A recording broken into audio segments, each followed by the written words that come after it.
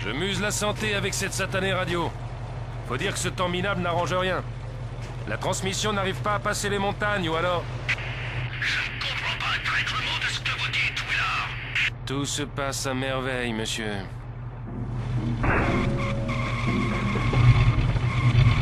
Relève la mèche, relève-la!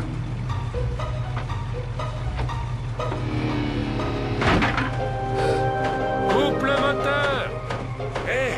Arrête cette foreuse!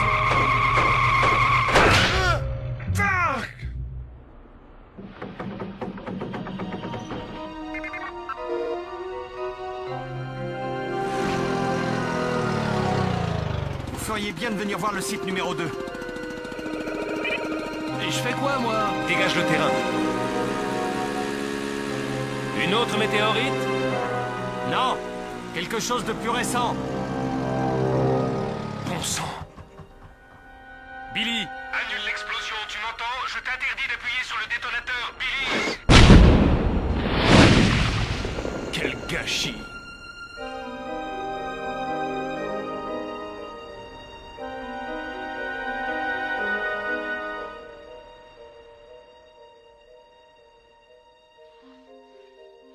Il a dû se passer pas mal de choses ici.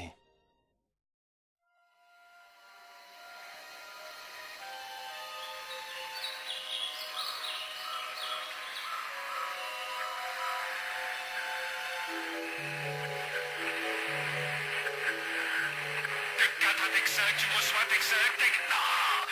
Tony, espèce de cinglé, je sais que tu es là! Hé! Y a quelqu'un? Quoi? Qu'est-ce qui se passe encore? Rien qui puisse justifier votre état. Ça va? Arrêtez tous et ça ira mieux. Ça ira même très bien.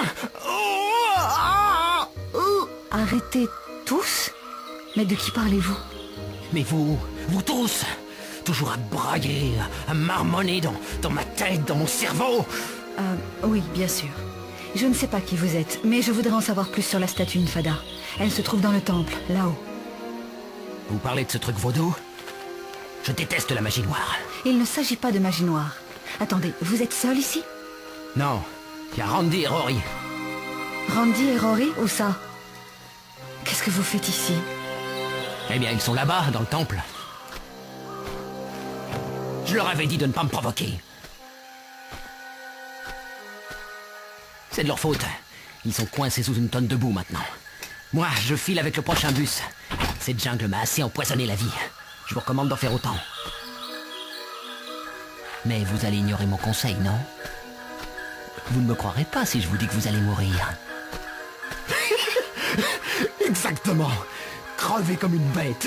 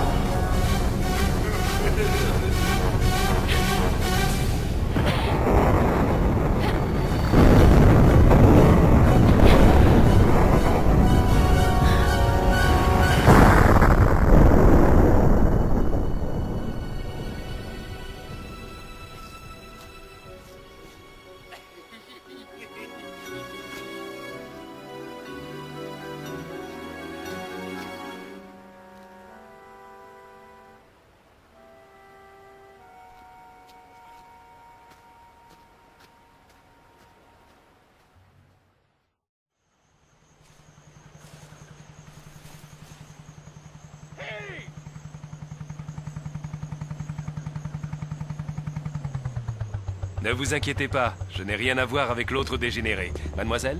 Croft, Lara Croft. Et moi, je suis le docteur Willard. J'étais venu pour parler avec Tony, mais vous avez été plus persuasif que moi. C'était remarquable. J'aimerais vous proposer un travail. De quel genre? Éliminer un autre de vos employés? Non, merci. Ne vous inquiétez pas, il ne reste plus personne à neutraliser. Non, je souhaite retrouver d'autres reliques comme celle-ci. La tribu Infada ne possédait qu'une seule statuette de ce genre. Elle est unique.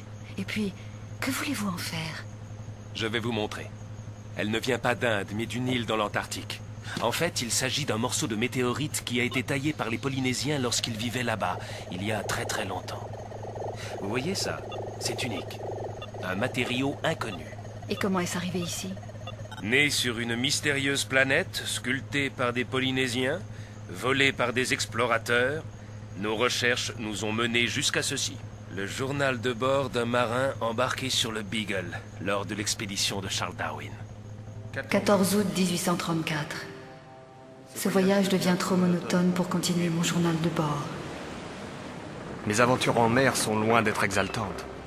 Je n'ai à relater que d'interminables heures d'observation de la flore locale et des oiseaux. Je refuse également d'annoter les idées blasphématrices du professeur Darwin. Ce qui me préoccupe pour l'instant, c'est la nourriture. Il me faut quelque chose de plus consistant que ce répugnant bouillon de légumes. Cette fois, nous avons décidé que le seul spécimen que nous récolterons aujourd'hui sera un bout de viande ferme et bien saignant.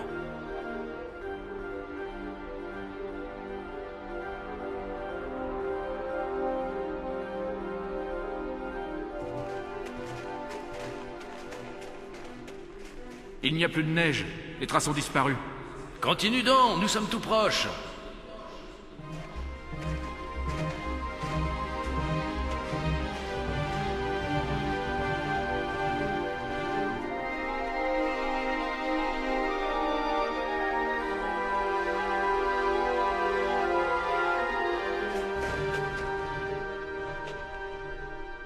Il y a quelque chose ici.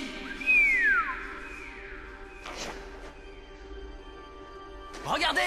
Il y en a d'autres! Vous croyez que ça a de la valeur?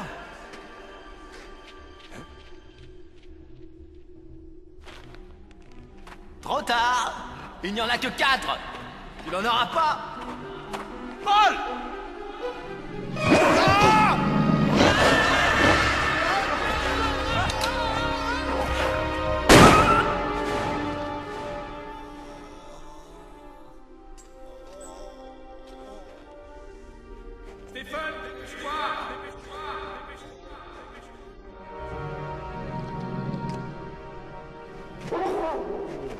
Hâte le pas, Stéphane! Cours! Plus vite! Plus vite! Stéphane! Plus vite! Plus vite! Stéphane,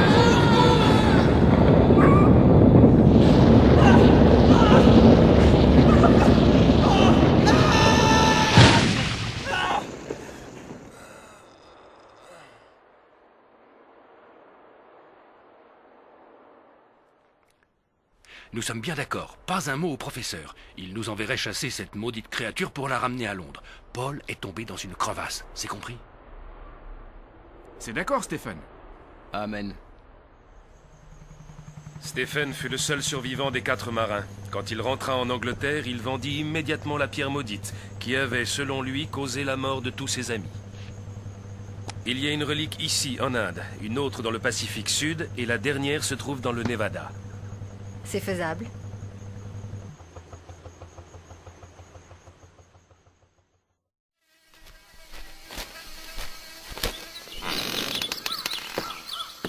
Qu'est-ce que vous faites ici?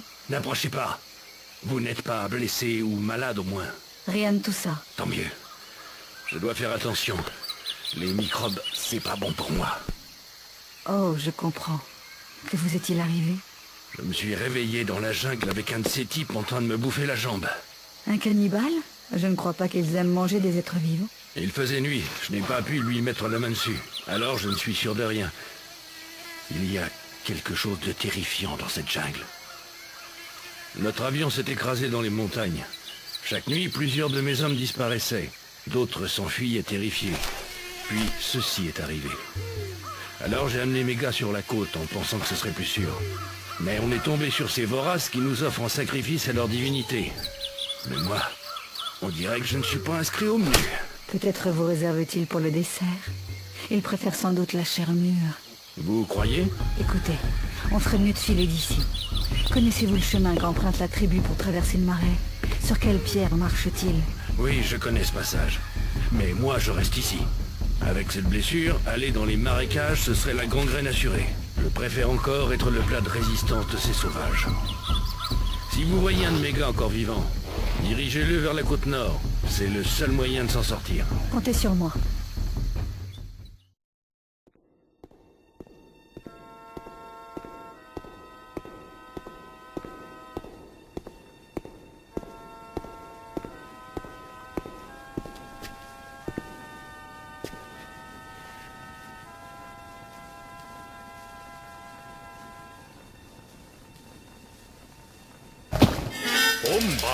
Umbada, rrrr. Dommage, jour du jeûne. Toi aurais fait bon repas, vraiment dommage. Ah oui? Tu oublies que j'ai peut-être faim, moi aussi. En fait, je suis affamée. Ah, Pourquoi vos ancêtres ont-ils quitté l'Antarctique? comme un mauvais endroit. Beaucoup de viande, mais choses horribles. Monstres, 6e chef, Moki né sans visage. Terrible tempête, hommes effrayés s'enfuir. Terre maudite, Moki damné, personne ne retourne. Et vous continuez à le vénérer? Homme blanc venir plus tard avec pierre magique, coma. Ensuite, fêter sa mort. Délicieuse, Smith, il paraît. Un des marins de Darwin? Quel idiot! Où est la pierre maintenant?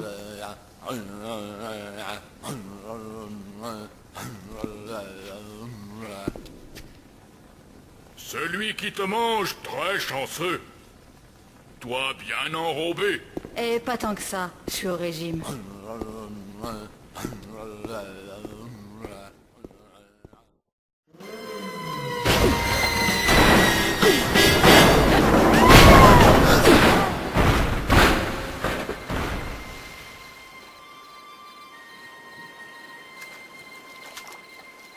Vous êtes cinglés ou quoi? C'était quoi ce saut? Vous voulez mourir?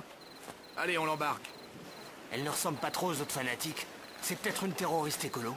Une terroriste en mini-short, t'as raison.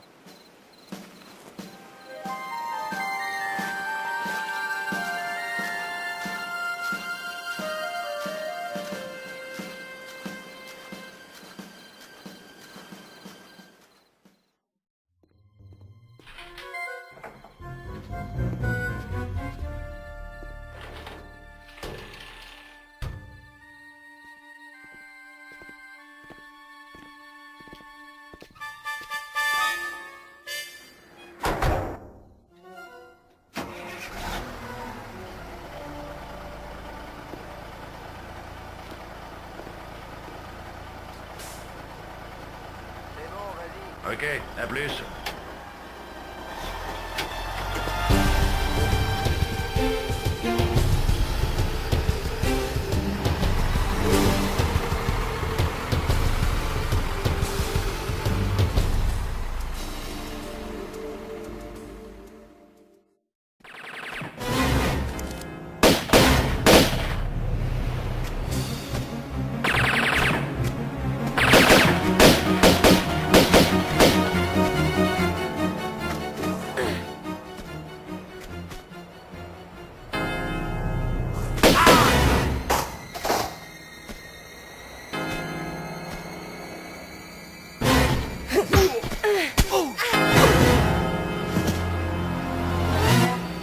Pour qui travailles-tu?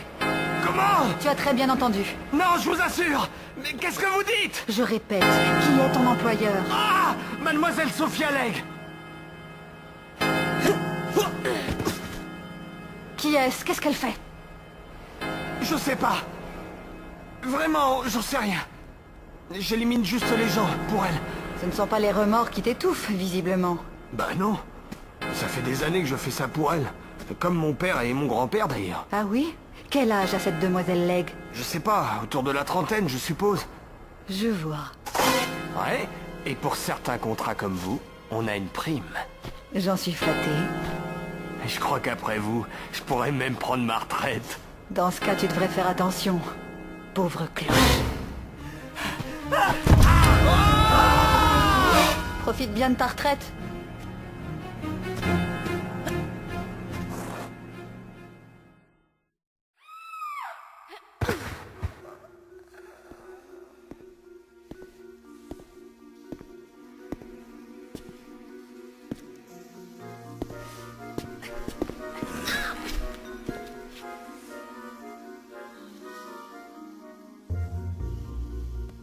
Alors comme ça, vous en voulez à Miss Legg. C'est purement professionnel. Pourtant, d'après ce que je vois, elle ne semble pas vous avoir défiguré. Pourquoi? C'est votre cas? Et pourquoi je porte ce masque, selon vous? Je n'ai plus de visage, bon sang. Je suis venu à Londres et j'ai trouvé un travail tranquille. Assistant de laboratoire pour la société de cosmétiques de Miss Legg. Pas d'expérience requise et un bon salaire. Mais finalement, je me retrouve enfermé dans un caisson pendant des jours, noyé dans un liquide putride. Et quand nous sommes sortis, parce que j'étais loin d'être le seul, nous n'avions plus de visage, plus de chair. Et après, on nous a simplement balancés dans les égouts, laissés pour morts. Une expérience qui a mal tourné? C'est ça, un simple cobaye. Mais ce n'est pas tout. Quand j'ai voulu en finir, j'ai découvert qu'il m'était impossible de mourir. Alors, Legg ne se sert pas seulement du météore pour créer des produits de beauté, mais aussi pour inventer un fluide d'immortalité? Exactement, la beauté éternelle. Mais visiblement, ce n'est pas encore au point. Elle a quand même gardé les meilleurs résultats pour elle-même. Écoutez, je ne sais pas ce que vous avez contre Legg, mais je veux vous aider. En échange d'une petite faveur. D'accord. Que voulez-vous? Une fiole de ce produit pour préserver les momies. Le fluide qu'ils utilisent au musée d'histoire naturelle. Du liquide pour embaumer? Oui, pour la viande pourrissante, il n'y a pas mieux. Le musée est plutôt intéressant à ce qu'on m'a dit. Vous allez apprécier. Pourquoi n'y allez-vous pas vous-même? Une des égyptiennes du musée est, paraît-il, très vexée. Elle trouve son passeport pour l'éternité moins prestigieux que le nôtre. Je n'ai pas envie de m'aventurer là-bas pour qu'elle me lance une de ses malédictions. J'ai déjà assez donné comme ça. Mais tout ira bien, petite. Vous mourrez facilement. J'espère pas.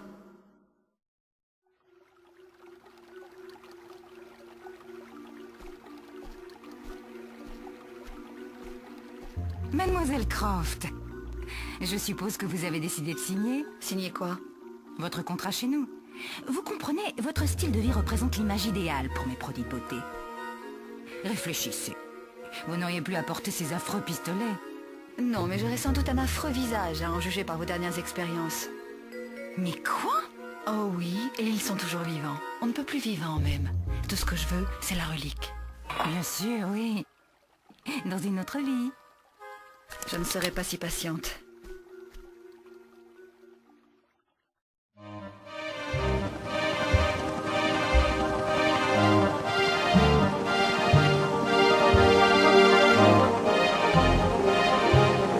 Ici Amlux, à vous la base.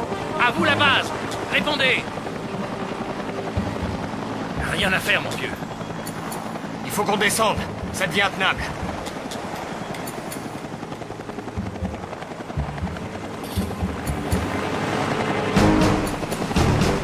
Tenez-vous bien derrière.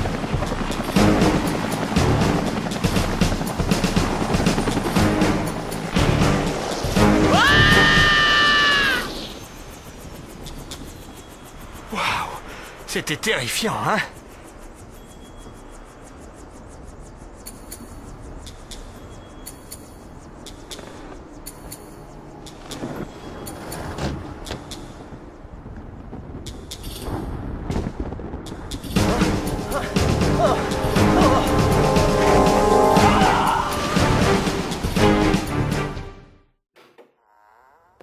Tiens, bonjour.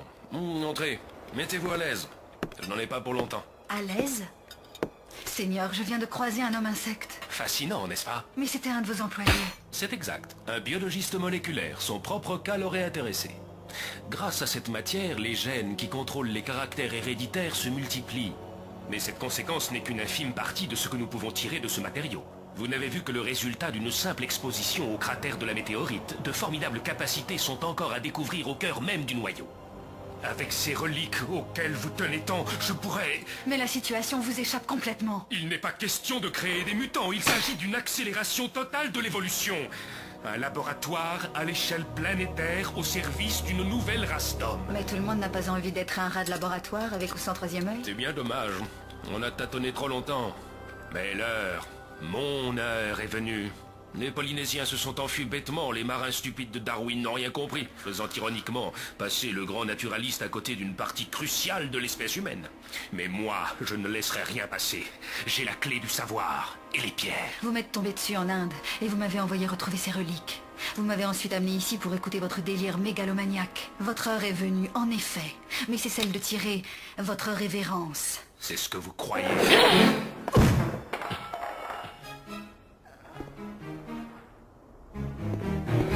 Thank you.